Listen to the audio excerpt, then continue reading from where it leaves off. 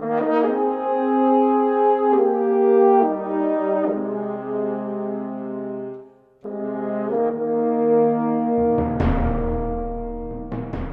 everybody, Mark Davis for the 660 AM The Answer Veteran of the Month. It is one of our favorite things we do. Man, we have met some people. We have met some folks who have just come out of the service very, very recently. We have met some folks who were serving in World War II and everything in between. It is a pleasure for us to welcome from the United States Marine Corps, no such thing as a former Marine, Semper Fi, Sergeant Larry Hinkle. Thank you, sir. Thank you, sir. Appreciate you so much for being here. Let's take a little chronological walk. You're a local product. You were going to school, some South Lake, you're a Liberty Christian alumnus, right? Correct. But not when it was in its current Argyle location. Right. Where were you? We were right up by the campus of UNT, right there off Bonnie Bray, 35. Right about Denton, you bet. Yeah, yes. And so you're in there, you come out of there, and how long is it before you're a Marine? So I spent roughly 3 years, played a couple years college baseball up in Gainesville for the Lions. Right. And after that, just joined the Marine Corps when I was 20, actually turned 21 years old in MEPS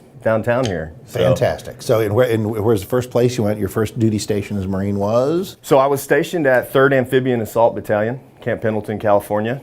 I go through boot camp 13 weeks, come home, 10 days of leave, R&R, and then head back to Marine Corps, our Marine combat training there at Camp Pendleton as well. It's another 8 to 10 weeks, and then you go to your schools, which your military occupational skill, mine being amphibious assault. So, and immediately you're out there in a nautical world, and tell us about what placed you in a particularly historic place at a very significant time aboard the USS Cole. Sure. So, 21 years old, I'm the lowest man on the totem pole, wet behind the ears. We usually call those kind of people boots. So I was the bootest person on the ship. Any working party that came up, I was on it. Well, we're in Seychelles off the coast of Madagascar, Africa, and sure enough, the USS Cole gets bombed. We get recalled within 2 hours, 2 to 4 hours. We're back on ship, and we're what we call Oscar Mike, or on the move. So we get to the Gulf of Aden, and I get picked up on a detail to go on an officer's boat, naval officer's boat. They lift it up with a crane, put it in the water. We climb down the cargo nets on the side of the ship, and we get in there, and if you remember, it's during Ramadan, and I've only seen this kind of thing in movies before.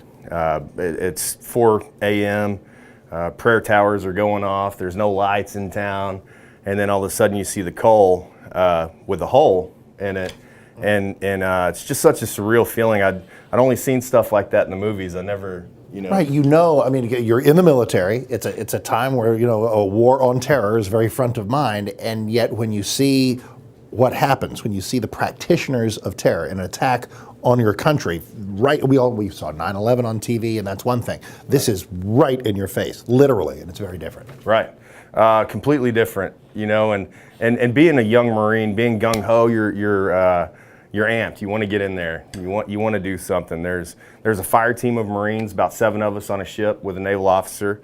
One little cool thing you'd probably like is you don't say fire if you're getting ready to shoot, right? Because fire means fire. Right, as in something is on fire. Something is on fire. Exactly. Okay, Yeah. so what does one say? You say stand by for battery release. Wow, isn't that a little wordy? Right. Especially for Marines, everybody will get a kick That's a out lot of of syllables, man. Yeah. Like, wow. Okay, I'll tell you that may be a show slogan. Stand by for battery release. It is. And man, so you wound up with 3 total deployments, right? 3 deployments, and second was Operation Anaconda. We were a support element for the 31st MU, another Western Pacific deployment. Mm-hmm. And then the third and final was the initial push into Iraq. The very, very first one. So this is 03, right? Yes, sir. So, 9/11, of course, is 2001. We take a year and a half during which you can hide an awful lot of weapons of mass destruction, just saying. Yeah. And so in 03, you're part of the first wave to go in. Right. What's that like?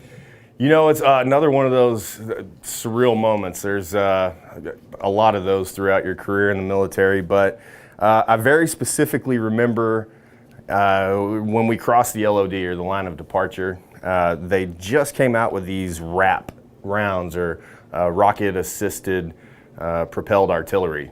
And when it would shoot off the horizon, I very specifically remember seeing the rocket-assisted part of it and then hitting on the other horizon, and just remember thinking, wow, this is war. People are dying. This is for real. We are not kidding around. Not kidding around. So you came out of the Marines when? Got out in '04. Gotcha. January of '04. And, just hit the workforce. I was 25 years old and still, feeling like you could conquer the world. Seen some things. The average 25-year-old, I mean, you're a young adult. You've done a few things. But wow, you come out of 3 deployments as a Marine. You're 25. What's your first gig when you come back? What do you come back and say? Okay, here's what I'm going to do. It's funny. In hindsight, I can answer that very easily. But coming out, you're still you're just full of not stupidity. You know what? And vinegar. Yeah, ignorance. Yeah. Exactly. Just lots of energy, but maybe not a lot of direction for it, discipline for it. Right. Huh? Right. Is it because you've come through a complete, regimented, we're going to tell you where to guide every single bit of your energy because it's the Marine Corps, and this is what you'll do, and you do it, you have duty, and then all of a sudden civilian life is like, oh, I've stuck at all this energy, all this drive, but no one is telling me exactly I can do absolutely anything I choose. That's a daunting and kind of strange thing. Absolutely it is. I would think it's a little bit of that, and obviously depending on your psyche and who you are, really more so just decompressing. You go through a week class of demilitarizing. Really? Yeah. They tell you how to not be a Marine. Right. Well, you are, excuse me, I broke my own rule. You're always a Marine. They tell you how to come out of active duty and into civilian life. Yes, sir. Because it doesn't come, becoming a Marine doesn't come naturally, and coming out doesn't come naturally. Right. Both taken right. And I think, that goes for all the branches. I mean, they have some kind of transition process, but, when you're 25 years old, you got the world ahead of you. That's a week. You don't really, I guess you just don't process all of that. So you just take a little time to decompress. I was fortunate enough to come out in '04, so the workforce was still pretty good. I had a very good roofing job that I did for a while. Chased a couple of storms for a while, and then planted some roots back here. And very cool. Just wanted to be a part of the Metroplex that I grew up in. Well, it's part of what enables them to be sitting right here. Now, what happens when people go to thehump.com? What do we see there? Thehump.org. It's excuse me. Oh yeah. No. So last year I did a 2,640 mile walk from Camp Lejeune, North Carolina, to Camp Pendleton, California. I'm feeling terrible about myself. I get to the bank and the post office in the same day. I am thrilled. The point of which was? Serving veterans and first responders first and foremost. Throughout that transition, when you have your buddies committing suicide and seeing troubled lives and alcohol and the toll that drugs and alcohol take on your buddies' lives and mine as well. I was in a dark place and I just wanted to kind of snap out of it, and I met a good buddy of ours by the name of Richard Caruso, Marine brother, and I see that he's just shelling all this love to people on Facebook. And I was in this dark place in my life, and I didn't know that it was that easy to bring light into your life. So I reached out to a World War II vet by the name of R.V. Bergen here in Lancaster, and his story, you can just Google his name. He's unbelievable. Aren't they something? They are. Aren't those unbelievable. Those guys who are either in their 90s or about to be. Right. There's no force of nature quite like them. None. We've had a couple of them right here, and boy, it is a life-changing thing to know them. You're right. You're right about that, and it's goosebumps. Just talking about them, and through Richard and through RV, I went to RV's house and I sat down for 3 hours at his kitchen table, and we're flipping through scrapbooks of his revisit to Peleliu 70 years after the fact. Man. Ross Perot Jr., Rick Perry, and Marcus Luttrell took him on a revisit. So he's sitting here flipping through. This is the stack that I threw a grenade down. This is very vivid memories. And I remember the passion and the just love that filled me with, sitting at this 94-year-old man's kitchen table, and he doesn't know I'm just his Marine brother. That's all he knows me. That's it. Listen, that's enough. That begins the relationship. I think I'm getting it, but what does the hump.org, what does the hump refer to? So the hump, we basically in the military, we call loaded down hikes humps. And last year we did the hump. This year it was the Lone Star Hump, 16 city Texas tour, but we fed over 1,000 people at the VAs, Salvation Armies, veteran state nursing homes, stuff like that. And then this year, passed out over 400 gift cards last year, and then this year we even beat that. I'm still working on the numbers, but I wanted to give back to the state that I'm so proud to be from. Well, I want to revisit for a second. Let's not bury the lead, because you did this 2,600-mile walk thing from Camp Lejeune, North Carolina, right, out to Camp Pendleton. You walked from North Carolina to California. Yes, sir. It took how long? It took 7.5 months. I'll bet it did. How does one plan that out? And were you walking all of every day, where there is a little bit of time out? How many pairs of shoes do you go through? Take me through that experience. It's a lot of it was just getting on the road and figuring all that stuff out.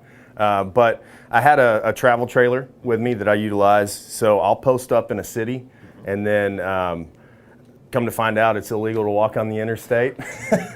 You read my mind, because I was thinking, well, obviously you got some interstate. Then I go, whoa, because if we allow people to walk on the interstate, everybody will, and we'll have a death toll from that. So you're doing back roads and highways and state highways and stuff, which probably made it kind of cooler, but it made longer. it a lot better. Yeah. So originally I knew that I had 139 20-mile increments to get across the country. So that allowed me, once I got picked up by the first state trooper in South Carolina, Officer Bobby Faircloth, I still remember his name, put me on this little farm to market road, and then leave it to a Marine for that to happen 3 times before it dawns on me, whoa, this is where I need to be. I started having these interactions and hugging necks and shaking hands and buying lunches and breakfasts, and that's when I realized, okay, well, we need to kind of play with this a little bit more. So I would post up in the cities. I would walk throughout the cities at least 20 miles a day, sometimes 30, and then treat that as if it was my mileage on the 139 20-mile increments. Fantastic. And it's funny, because when you do something like that makes people ask the kind of question, ooh, how did you do that? That draws attention to the hump.org, and then boom, there you go. And there yes, you go. sir. Well, we got a little something for the wall. Place it wherever you like. I'm guessing you have some things. 660 AM The Answer, Veteran of the Month, Larry Hinkle, United States Marine. Please accept this with our thanks and our great honor. We are just so blessed to have you here, and so honored to talk to you. And let's send everybody to the hump.org to see what's going on and the things that you continue to do for the people who are fighting the fight. And we're just enormously honored to have you. Well, Mark, that means a lot to me. I certainly appreciate it. That's growing up here, and I've listened to your program for years. So one of my favorite things is when you read the letter Cameron Resitar's brother sent in on 9/11. Absolutely. That's wow. Gives me goosebumps. But talk about saving something great for the end. Larry Hinkle, right here, the embodiment of what we're talking about, and part of the reason why we do the 660 AM The Answer, Veteran of the Month. Thanks a lot for watching.